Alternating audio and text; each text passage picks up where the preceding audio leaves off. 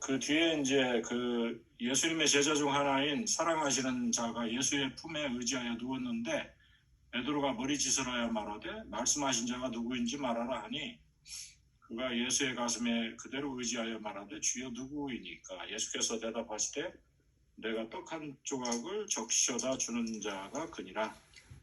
그렇게 여기에 돼 있어요. 그렇죠?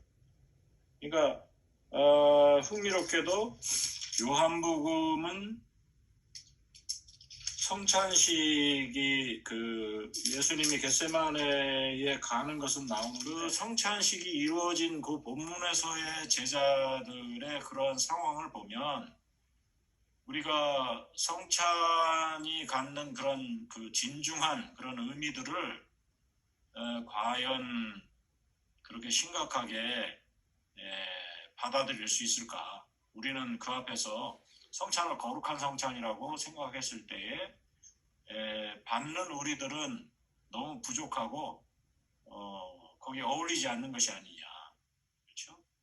준비가 되어 있지 않는 것이 아니냐. 그럼에도 불구하고 하나님께서 우리를 불러주신 그런 은혜에 또 우리가 참여하는 것이 아닐까, 이런 그 문제지가 있다 이 말이에요.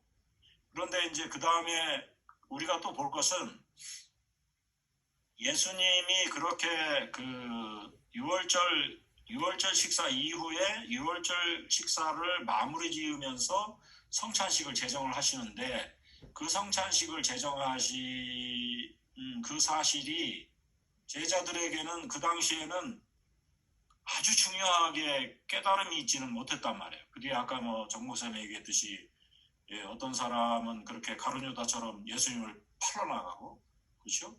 예수님이 십자가에 달리셨을 때 어떤 제자는 도망가고 또 어떤 제자는 예수님을 3번이나 부인하고, 그렇죠? 그런 제자들의 상태였으니까 그 성찬이 도대체 무슨 의미가 있을까 했는데 실제로 이제 우리가 또 그 뒤에 그 복음서와 사도행전의 기록들을 보면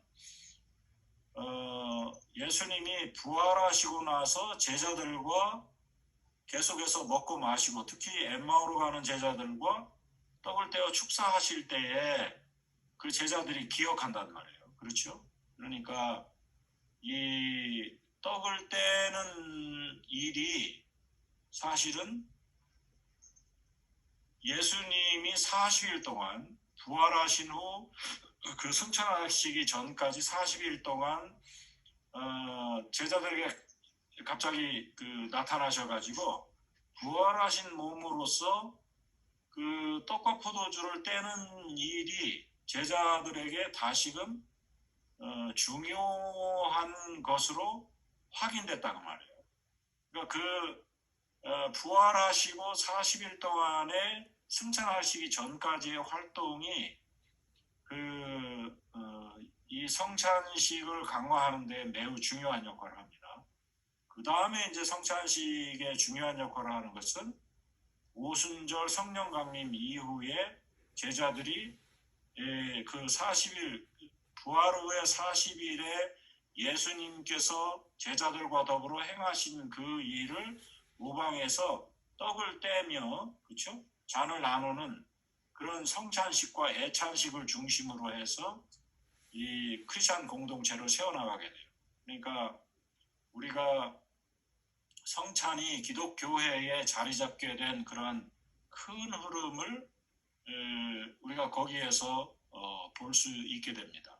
그리고 사도 바울도 역시 그러한 예수님으로부터 그것을 배운 그런 제자들로부터 그 사도 바울도 그것을 이어받아서 그 내가 전하는 것은 내가 물려받은 것이다 하면서 그것을 얘기하잖아요. 그래서 성찬식에 대해서도 같은 포뮬라, 같은 형식으로 똑같이 바울도 얘기하는 것을 우리가 볼 수 있게 됩니다. 그러니까 정 목사님이 문제 제기한 그것을 우리가 성경의 스토리라인을 통해서 초대교회에 어떻게 성찬식이 그 크리스천 공동체 가운데서 계속해서 영어로 말하자면 celebrate, 그렇죠? 행해져야 하는 그러한 리추얼로 세크라멘트로 자리 잡게 되었는가 하는 것을 그 성경의 흐름을 통해서 우리가 확인하는 게 중요하다, 그렇게 볼 수 있겠습니다. 그렇죠? 우리가 어떤 것을 예수님께서 6월 겟세마네 동산에 가시기 직전에 성찬식을 제정했던 그 상황만을 놓고서 이 성찬식을 생각한다면, 그러면은 정 목사님이 제기하는 그런 수많은 그런 퀘스천들이 떠오르고 거기에 대답하기가 참 어렵게 되는데, 성찬이 사실은 그렇게 예수님께서 아직 믿음이 제대로 들어가지 못한 그러한 제자들을 향해서 죽기 전에 제정을 하시고 죽으시고 부활하셔서 승천하시기 전에 성찬을 제자들이 계속해서 함께 만날 때에 성찬을 강조하시면서 그러한 우리 전정환 목사님 앞에 얘기한 대로 예수님과 제자들 사이에 펠로우십을 통해서 죽으심의 대속의 의미가 강조되고 왜 부활하셔야 되는가 하는 그런 의미가 제자들에게 가르쳐졌다는 것을 우리가 알 수 있습니다. 그렇죠? 그러니까 이제 이 아브라켈은 여기에서 중요하게 예수님의 죽으심, 대속의 죽으심, 그러니까 성찬이 예수님의 죽으심을 가리킨다, 그렇게만 말씀하시면 조금 약하고, 예수님이 우리를 위한 죽으심, 그렇죠? 대속, 죄인들을 위한 죽으심, 우리를 위한 죽으심으로써 예수님의 그 죽으시는 몸, 또 흘리신 피, 또 그래서 예수님과 연합해서 하나님 앞에 연합된 연합체로서의 그리스도의 몸을 이루고 그 안에서 교제를 이루게 되는 그러한 그 마크로서, 그렇죠? 표지로서, 마크로서 우리가 성찬식을 행한다 하는 것, 그것을 우리가 이해하시면 좋을 것 같아요. 오케이? 설명이 좀 장황해졌는데 그렇게 이해하고 우리가 보도록 합시다. 그 다음에는 크리스찬으로서 살아가는 삶에 있어서는 성찬이 그 핵심을 이루고 있었어요. 그런데 종교개혁이 일어나고 루터파나 또는 개혁파나 다 카톨릭만큼 성찬을 중요시하면서 계속 지냈는데, 그게 이제 미국으로 건너오면서 성찬의 중요성이 약화돼 버렸죠. 그런데 거기에 이제 대부분 생각하기에는 쯔빙글리가 상징성을 주장했었고, 많은 베프티스트들이 상징서를 취하면서 그 상징서를 더 그냥 의례, 그냥 그렇게 하는 의례식으로 노미널하게 받아들이게 돼서 한국교회가 그렇게 됐다고 생각해요. 그런 점에서. 그런데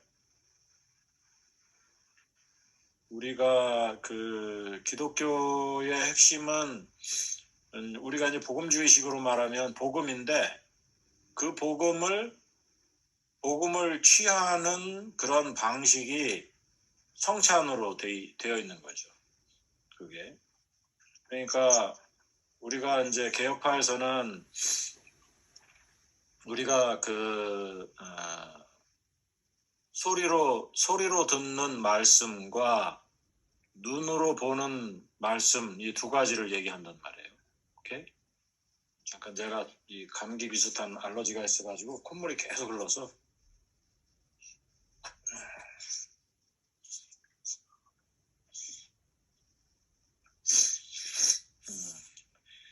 그래가지고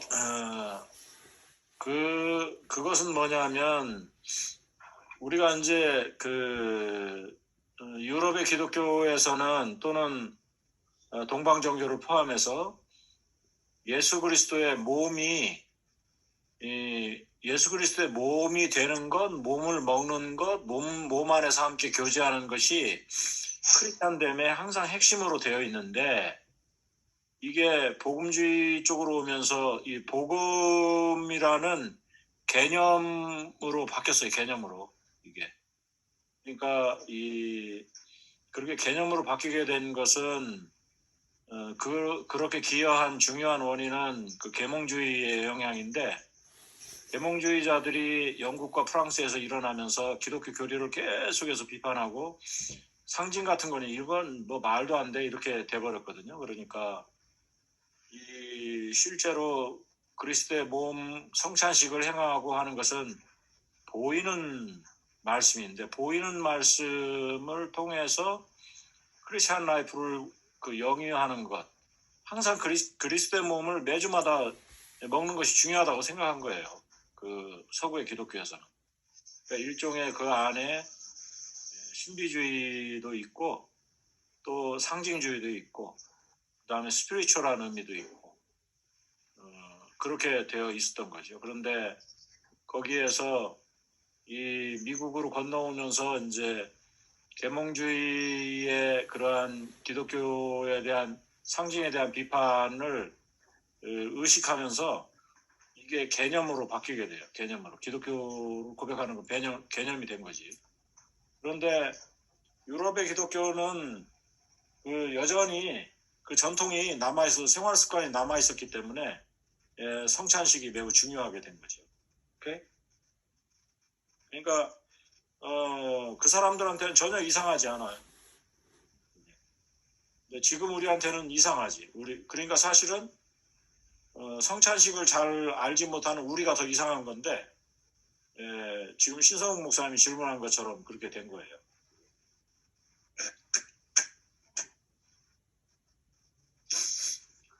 교수님, 그 공개설을 하고 화채설이 조금 변형된 형태인데, 그것은 뭐냐면 예수님이 이 떡과 포도주에 실제로 임한다는 거예요. 오케이?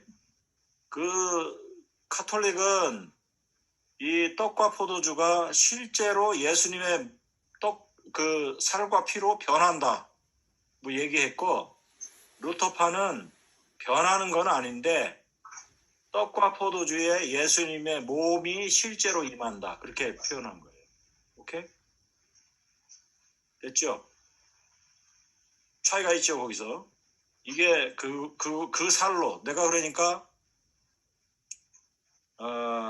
이 떡을 받아서 먹어요. 그러면은 그 떡을 이빨로 씹으면, 카톨릭식으로 하면 예수님의 살을 진짜로 씹는 게 되는 거예요. 오케이? 그런데 루터파식으로 하면 씹는 건 뭐로 씹는 거예요? 빵을 씹는 거지. 빵을 씹는데 예수님의 몸이 실제로 임하고 있다. 그렇게 말하고 있는 거예요. 오케이? 그 약간의 차이가 있는 거지. 그러니까 그 다음에 영적 임재설은, 이것은 쯔빙글리의 상징설과 연결되어 있는 건데, 떡과 포도주는 예수님의 몸과 그 살과 피를 상징하는 것이라는 거예요. 그냥 떡이고 그냥 포도주일 뿐이라는 거예요. 뭔지 아시겠죠? 그것은 예수 그리스도의 살과 피로 실제로 변하는 것도 아니고, 그 안에 실제로 예수님의 육체로 거하는 것도 아니다 그 말이에요. 오케이? 그냥 떡은 떡이고 그 포도주는 포도주일 뿐인데, 그 포도주를 통해서 그 리추얼이 예수님의 몸의 그 찢기심과 우리를 위한 대속의 그 몸의 찢기심과 흘리신 피, 언약의 피를 상징한다는 거예요. 오케이? 좀 이해가 되셨어요? 그 차이점?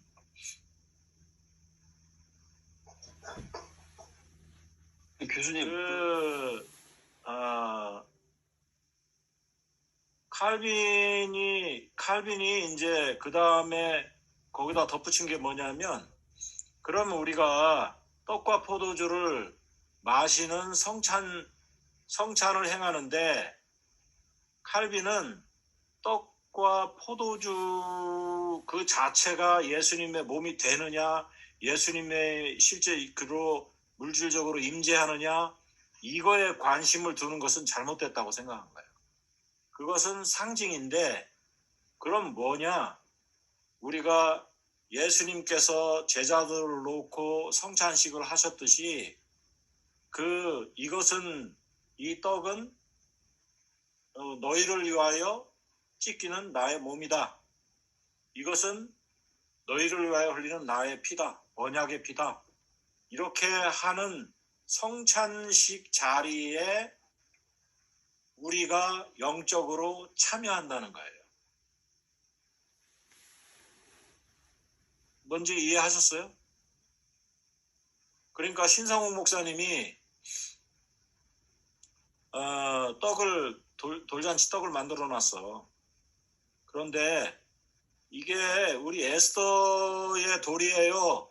그렇게 해서 했을 때에 그 사람들이 다 모여서 그 에스더의 돌잔치에 떡을 서로 다 나누면서 그 생명을 셀레브레이션 하잖아요. 칼빈의 얘기는 뭐냐면 그 떡 자체, 돌떡 자체가 의미가 있는 게 아니라 그 돌을 기념하는, 100일을 기념하는 또는 한 살을 기념하는 그 세레머니에 놓인 떡이 중요하다는 거예요. 그러니까 세레머니가 중요하다는 거예요. 오케이?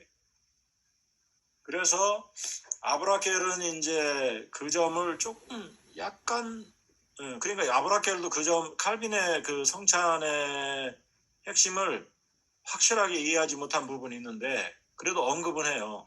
그게 뭐냐면 모세가 율법을 받고 나서 하나님께서 모세와 이스라엘의 장로를 초대하잖아요. 그렇죠? 초대해서 어디에서 먹고 마셨죠, 그들이? 신성 목사님 어디에서 먹고 마셨어요?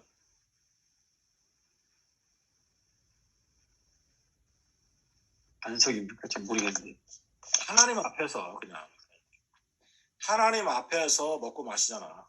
그들이 그 하나님 나라의 잔치가 그 구약에서 모세와 그 장로들이 하나님 앞에서 하나님께서 베푸신 잔치에 24장 11절. 그것처럼 승천하신 예수님께서 자신의 그 죽으심을 기념하는 살과 피, 떡과 포도주를 배설하시고 천국잔치를 배설하셨을 때 그 자리에 우리가 가서 예수님의 그 죽으심, 복음의 핵심을 먹고 마시면서 그 셀리브레이션을 함께 한다는 뜻이야. 오케이? 그러니까 이 칼빈은 무엇을 강조해요? 성찬식이라는 것을 강조하고 성찬식이라는 뱅퀴트를 강조하게 된 거예요. 그러니까 쯔빙글리의 상징설에서 한 걸음 더 나아가게 돼서 그러니까 영적 임재설이라는 것은 그러니까 잘 들어보세요.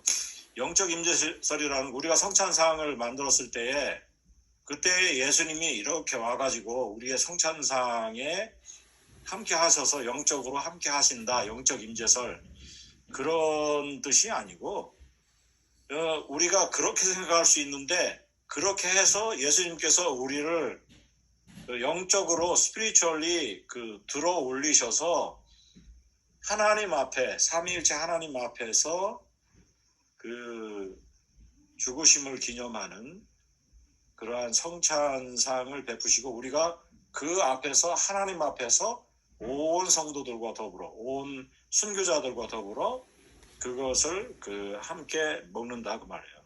오케이? 먹고 마신다는 거예요. 그러니까 충분히 상징적이며 충분히 임재하는 거예요. 주님이 임재하시는 자리이면서 우리가 스피리추얼리 엘리베이션 올려져서 고양되어서 그렇게 해서 성찬이 하늘과 땅의 만남으로 만남을 상징하는 그 교제를 펠로우십을 상징하는 그것으로 된다고 칼빈은 생각한 것입니다. 오케이? 그러니까 그 차이들이 있죠. 차이들이 분명히 있고, 그러니까 칼빈의 의견은 상징서를 바탕으로 한 영적 임재설이 되는 거죠. 그러니까 실제로 우리 이제 개혁파에서는 성찬식을 할 때에 그 성찬식이 예수님의 그 우리를 위한 대속의 죽음을 기념하기도 하면서 그 주님과 교제하고 성도들과 교제하면서 성삼위 하나님과 교제하는 그런 뱅퀴시 되도록 그렇게 그 성찬식을 심려하는 그 우리의 그 이미지네이션이 그 스피리추얼 이미지네이션이 그런 식으로 가야 된다 그런 뜻이에요. 오케이? 그래서 조금씩 루터파는 카톨릭이 말하는 변화 부분은 배제했지만 완전히 거기서 떠나지는 못했다고 말해요. 그런데 그 칼빈 스빙글리는 이제 상징일 뿐이지 이거 잘못하면 지금 아브라켈이 계속 뒤에서도 강조했듯이 갑자기 떡을 가지고 우상숭배하고 잔을 가지고 우상숭배하고 잔에서 뭐가 하나 떨어질까 봐서 그건 그 신부 혼자서만 마시고 이런 일들을 벌이지 말아라 이렇게 지금 그런 우상숭배적인 요소를 버리기 위해서 이제 상징적인 면을 강조하지만 동시에 칼빈의 영적 임재설이라는 것은 그것을 더 뛰어넘어서 그러나 스피리추얼 영적 임재설로 해서 로마 카톨릭이나 루터파가 그 미스터리 하나님의 신비를 유지하려고 했던 그 점을 칼빈이 그렇게 그걸 파악해냈다 말이에요. 장악해냈다고 말이죠. 오케이? 선생님, 일단은 그리스도께서 우리를 위해 죽으신 그러한 그 몸과 그 피를 의미한다 이 말이에요. 그렇죠? 언약의 피. 그리고 그것을 통해서 그리스도와의 연합됨을 의미하고 연합됨을 통해서 펠로우십을 의미하는 거고. 그렇죠? 그리고 그리스도의 십자가의 죽음으로부터 오는 그 영원한 생명을 상징한다고 말해요. 그래서 영원한 생명을 우리가 받아 먹는 것. 그게 요한복음에는 그래서 생명의 떡이 엄청 많이 강조되어 있잖아요. 그렇죠? 그런 점들을 우리가 잘 생각할 필요가 있겠습니다.